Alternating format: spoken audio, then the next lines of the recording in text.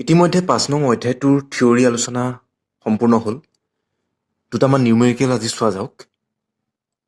5.3 নিউমেৰিকেলটোত দিয়া আছে, চুটি দণ্ডচুম্বক এডাল 0.25 টেছলাৰ সুষম চুম্বিক ক্ষেত্ৰ এখনত এনেদৰে সংস্থাপিত হৈছে যাতে তাৰ অক্ষয় চুম্বিক ক্ষেত্ৰৰ সৈতে 30 ডিগ্ৰী কোণ কৰে। ই অনুভৱ কৰা টৰ্কৰ মান 4.5 × 10⁻² নিউটন মিটাৰ। চুম্বকডালৰ চুম্বিক ভ্ৰামকৰ মান কিমান? এই কুৱেশ্যনটো হৈ যোৱা পৰীক্ষাবিলাকৰ কোনোবা এটা চনত আহিছিলে আৰু ইয়াৰ সমাধানৰ ভিডিঅ' অলৰেডি আপলোড কৰা হৈছে। তথাপিও পুনৰবাৰ মই কৰি দিছোঁ। নিউমেৰিকেল প্ৰব্লেমবিলাক কৰিব যাওঁতে প্ৰথমতে কুৱেশ্যনটোত কি দিয়া আছে লিখি ল'ব সেইখিনি। এতিয়া চুটি দণ্ড চুম্বক এডাল ইয়াত দিয়া আছে 0.25 টেছলা। এতিয়া 0.25 টেছলা বুলি কওঁতে আমি গম পায়ে গ'লোঁ যে টেছলা কিহৰ একক? চুম্বক ক্ষেত্ৰৰ একক। গতিকে বি দিয়া আছে, বি ইকুৱেল 0.25 টেছলা। যিহেতু চুম্বক ক্ষেত্ৰ বিৰে সূচায়, চ' B equal 0.25 Tesla.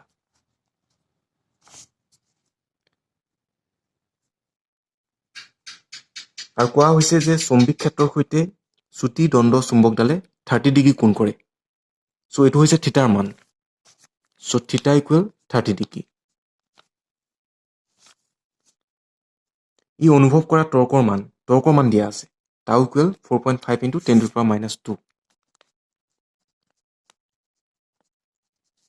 Newton metre. চুম্বকডালৰ চুম্বিক ভ্ৰামকৰ মান কিমান? চুম্বিক ভ্ৰামক এম, এমেৰে সূচায়, চ' এম ইকুৱেল কুৱেশ্যন মাৰ্ক। মই যিমান পাৰি কম সময়ত কৰি দিবলৈ গৈছোঁ, আপোনালোকে লিখি ল'ব এইবিলাক। 5.3 দিয়া আছে, এইখিনি কথা লিখি ল'ব আপোনালোকে।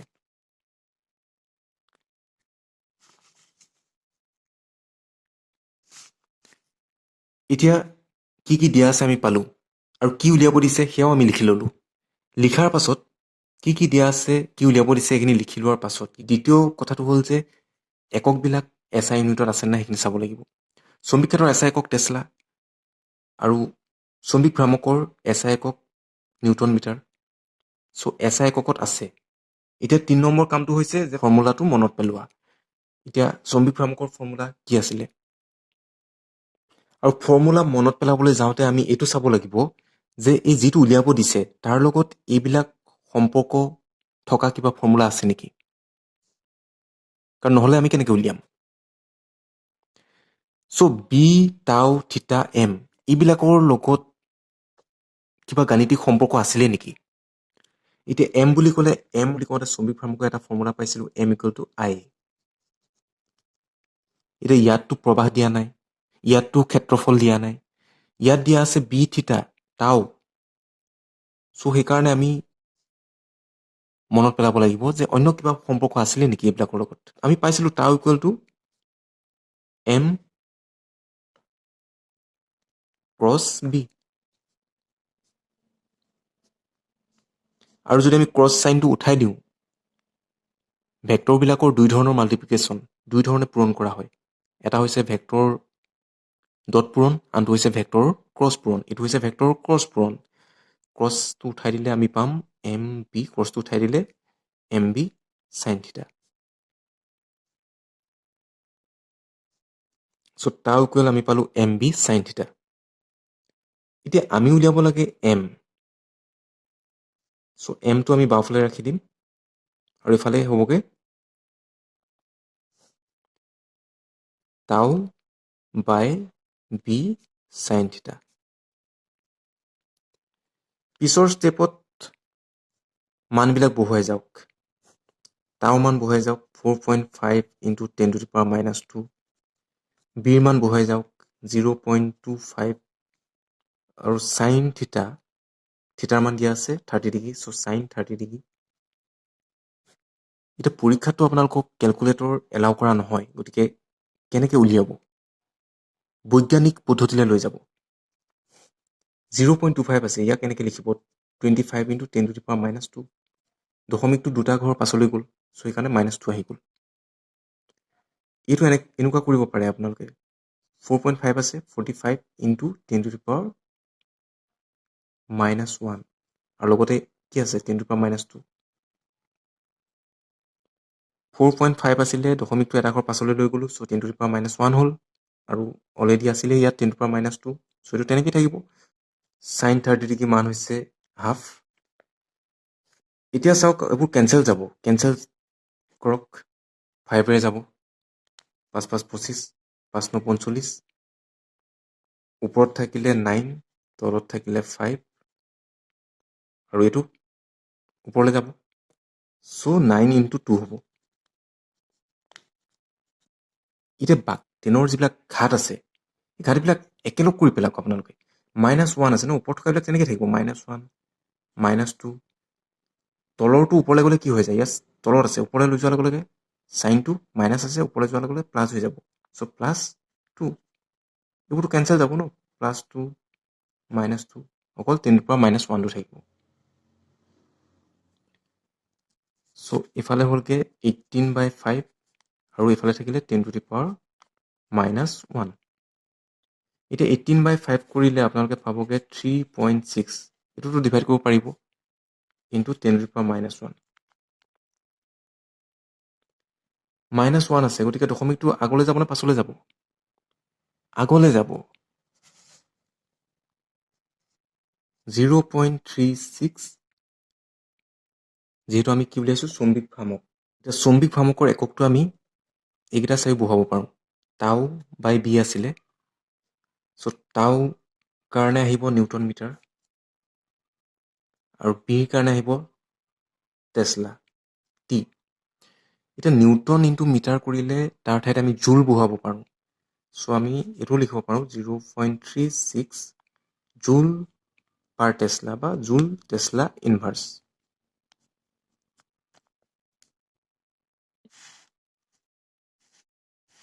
নেক্সট কুৱেশ্যনটো চাওঁ 5.4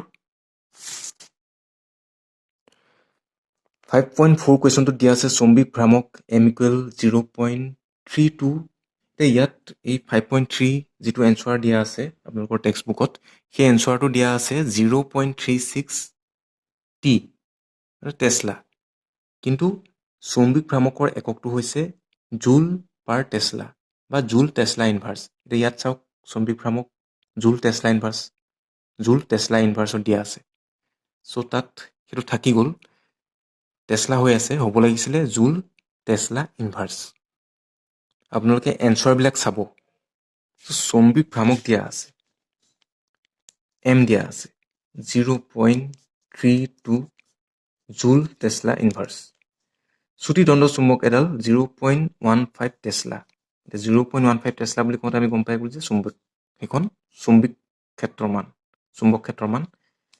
0.15 টেছলা সুষম চুম্বিক ক্ষেত্ৰখনত সংস্থাপিত হৈ আছে যদি দণ্ডডাল ক্ষেত্ৰৰ সমতলত মুক্তভাৱে লৰচৰ কৰিবলৈ সক্ষম তেন্তে কোনটো দিক বিন্যাসে প্ৰথমতে কোৱা হৈছে সুস্থিৰ বিত কোৱা হৈছে অস্থিৰ সাম্য অৱস্থা বুজাব প্ৰতিটো অৱস্থাত চুম্বকডালৰ স্থিতিশক্তি কি হ'ব এতিয়া আমি উলিয়াব লাগে স্থিতিশক্তি ইউ এইটো আমি ইউ এমেৰে সূচাইছিলোঁ এতিয়া চাওক যে সুস্থিৰ আৰু অস্থিৰ সাম্য অৱস্থা কেতিয়া হয় এতিয়া এই থিয়ৰিটো যেতিয়া আমি পঢ়িছিলোঁ তাততো পাইছিলোঁ যে সুষম চুম্বিক ক্ষেত্ৰখনত যেতিয়া দ্বিমেৰু এটা ৰখা হয় তেতিয়া তাত দুটা কেছ আমি বিবেচনা কৰিছিলোঁ স্থিতিশক্তি যেতিয়া নিৰ্ণয় কৰিছিলোঁ এটা আছিলে থিটা ইকুৱেল 0 ডিগ্ৰী আৰু আনটো আছিলে থিটা ইকুৱেল 180 ডিগ্ৰী থিটা ইকুৱেল 0 ডিগ্ৰী হওঁতে স্থিতিশক্তি মিনিমাম হয় সৰ্বনিম্ন ইউ এম নিগেটিভত আছে স্থিতিশক্তি যেতিয়া সৰ্বনিম্ন হয় সেই অৱস্থাটো হৈছে সুস্থিৰ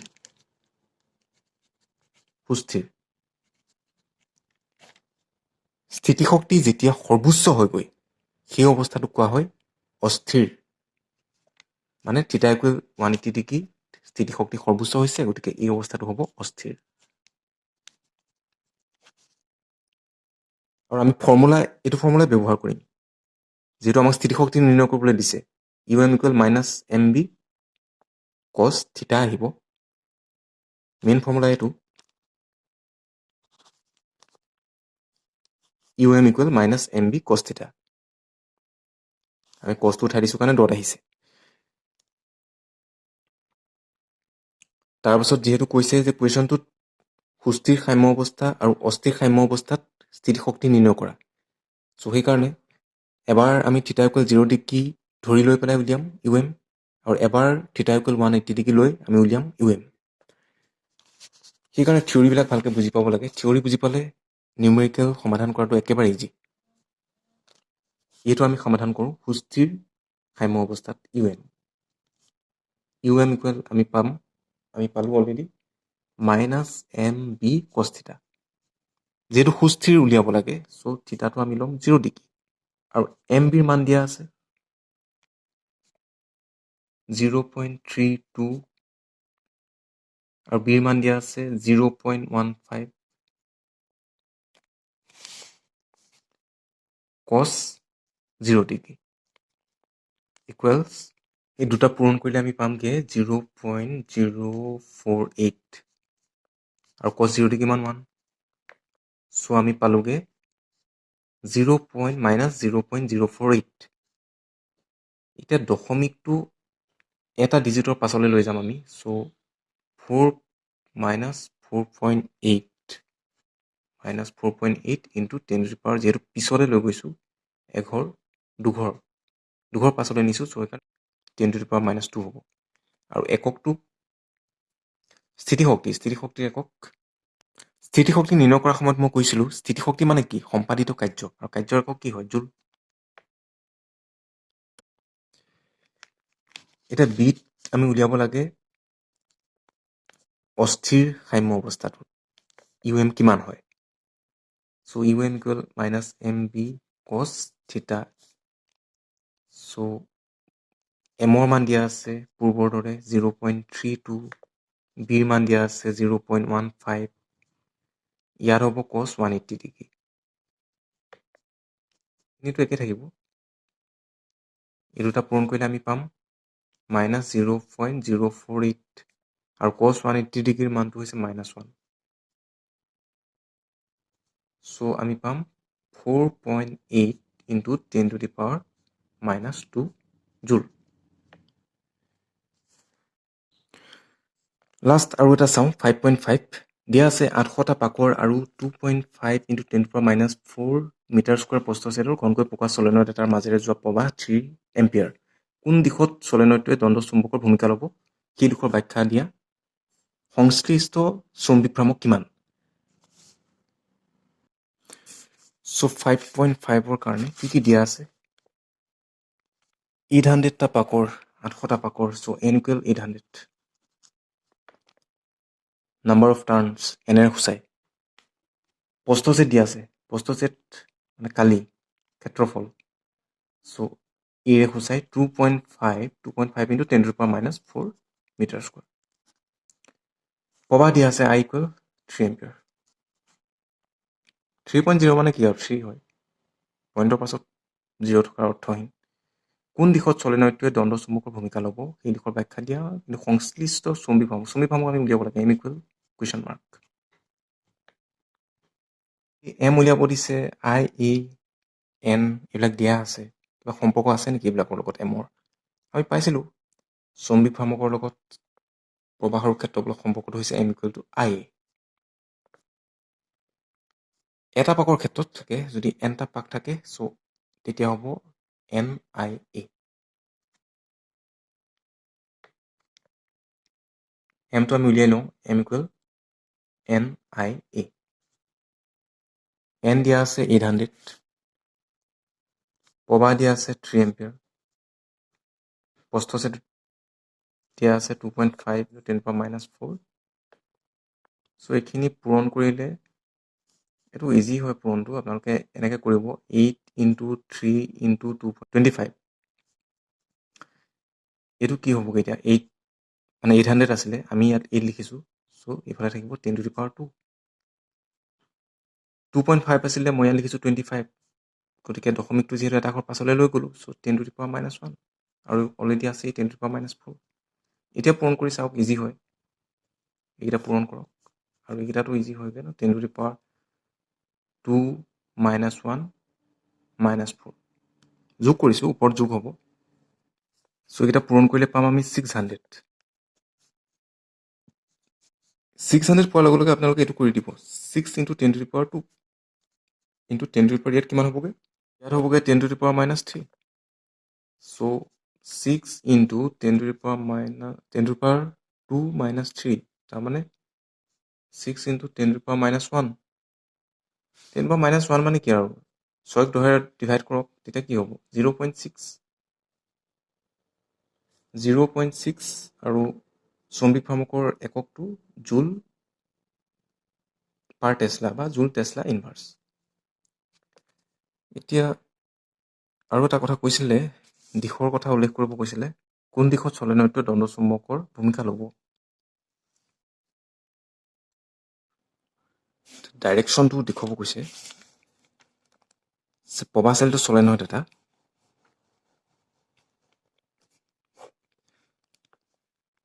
আঠশটা পাক আছে ইয়াত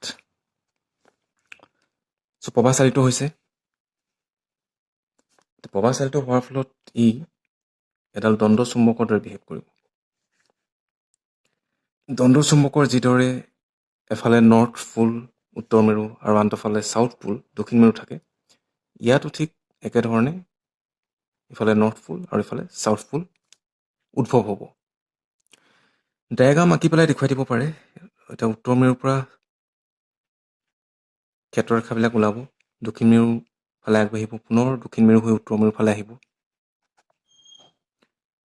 ইফালেও ঠিক উত্তৰ মেৰুৰ পৰা ক্ষেত্ৰৰেখাবিলাক ওলাব দক্ষিণ মেৰুৰ ফালে আগবাঢ়িব পুনৰ দক্ষিণ মেৰুৰ পৰা উত্তৰ মেৰুলৈ অবিচ্ছিন্ন বন্ধ কুণ্ডলী গঠন কৰিব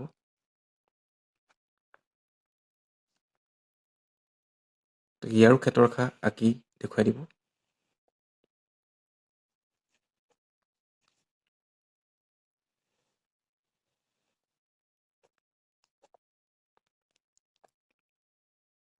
এতিয়া চুম্বক ক্ষেত্ৰৰ দিশ বুলি কওঁতে চুম্বক ক্ষেত্ৰৰ দিশ হ'ব এইটো দিশত এইটো ডাইৰেকশ্যনত উত্তৰ মেৰুৰ পৰা ওলাই গৈছে সেই ডাইৰেকশ্যনটোত হয় যিটো দিশত ক্ষেত্ৰৰেখা ওলাই গৈছে উত্তৰ মেৰুৰ পৰা ওলাই গৈছে গতিকে এইটো দিশত আৰু বাকীখিনি আপোনালোকে যত্ন কৰিব নিজে কৰিবলৈ থিয়ৰিখিনি বুজি পালে পুনৰ কৈছোঁ মই থিয়ৰিখিনি যিমান পাৰি বুজিবলৈ যত্ন কৰক থিয়ৰিৰ প্ৰতিটো ৱৰ্ড প্ৰতিটো চেণ্টেঞ্চ আপোনালোকে বুজিবলৈ চেষ্টা কৰিব থিয়ৰি বুজি পালে খুব সহজে আপোনালোকে কৰিব পাৰিব নিউমেৰিকেলবিলাক বহুতে কয় নিউমেৰিকেলবিলাক ছল্ভ কৰি দিব লাগে কিন্তু নিউমেৰিকেল এতিয়া এই চেপ্টাৰটোত 25টা নিউমেৰিকেল আছে 25টা নিউমেৰিকেল মই ছল্ভ কৰি দিবলৈ যাওঁতে কমেও 5-6টা ভিডিঅ' বনাব লাগিব আৰু ভিডিঅ'বিলাকো বহুত দীঘলীয়া হয়গৈ মই যিমান পাৰি কম সময়ত বিচাৰোঁ বজাৰত আপোনালোকে সমাধানৰ কিতাপ পাব বজাৰৰ পৰা সমাধানৰ কিতাপ ক্ৰয় কৰিব পাৰে কিন্তু প্ৰথমতে নিজে যত্ন কৰিব সমাধান কৰিবলৈ আৰু আজি আচলতে ভিডিঅ'টোত মই হিণ্টছ দিব বিচাৰিছিলোঁ যে কেনেকৈ কৰিম আমি সমাধানবিলাক কেনেকৈ কৰিম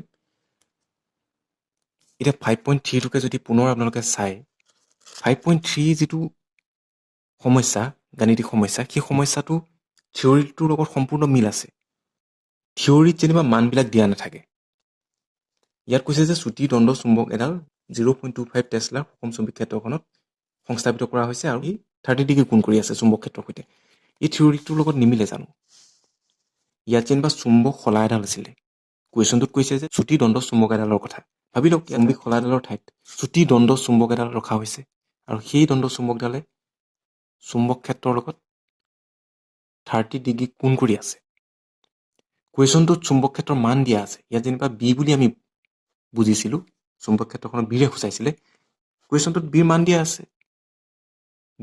আছে 0.25 টেছলা থিটাৰ মান দিয়া আছে 30 ডিগ্ৰী আৰু কোৱা হৈছে যে ই অনুভৱ কৰা টৰ্কৰ মান তাৰ মানটো দিয়া আছে 4.5 × 10⁻²। গতিকে এইবিলাক মান দিয়া আছে আমি উলিয়াব লাগে চৌম্বিক ভ্ৰামকৰ মানটো এতিয়া এই থিয়ৰিটো যদি আপোনালোকে বুজি পায় প্ৰশ্নটো পঢ়াৰ লগে লগে যদি আপোনালোকৰ এই ডায়েগ্ৰামটো মনলৈ আহে যে আমি কেনেকৈ উলিয়াইছিলোঁ, কি পাইছিলোঁগৈ, তেতিয়া অভিয়াছলি এইটো ইজি হয়। তেতিয়া আপোনালোকৰ কাৰণে গাণিতিক সমস্যাবিলাক একেবাৰে সহজ হ'ব। আৰু ফৰ্মুলা মনত ৰখাৰ লগে লগে থিয়ৰিটো বুজিবলৈ যত্ন কৰিবই লাগিব, কাৰণ চব নিউমেৰিকেল ডাইৰেক্ট ফৰ্মুলাত নপৰেগৈ। কিছুমান নিউমেৰিকেল থাকিব যিবিলাক আপোনালোকে বুজি লৈহে সমাধান কৰিব পাৰিব। গতিকে বুজিবলৈ যত্ন কৰিব, প্ৰয়াস কৰিব। ইয়াৰ পাছৰ ভিডিঅ'ত আমি পৰৱৰ্তী অধ্যায়টো বিদ্যুৎ চুম্বকীয় আবেশ, সেই অধ্যায়টো আৰম্ভ কৰিম।